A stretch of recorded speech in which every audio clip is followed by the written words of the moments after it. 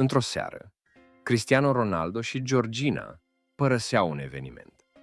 În timp ce se îndreptau spre mașina lor, un cerșetor s-a apropiat de ei și le-a implorat: „Mi-e foarte foame.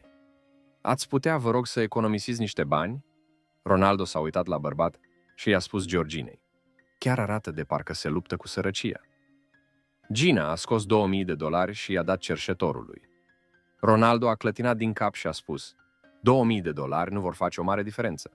Dă-i $20.000 în schimb.” Georgina a dat din cap și i-a dat bărbatului $20.000. Când s-au urcat în mașina lor pentru a pleca, mașina nu porni. Atât Ronaldo, cât și Georgina au ieșit să-și dea seama ce era în neregulă. Cerșetorul a făcut un pas înainte și a spus: „Lasă-mă să arunc o privire. S-ar putea să o repar. În doar câteva clipe.” Bărbatul a pus mașina să funcționeze din nou. Ronaldo a rămas impresionat.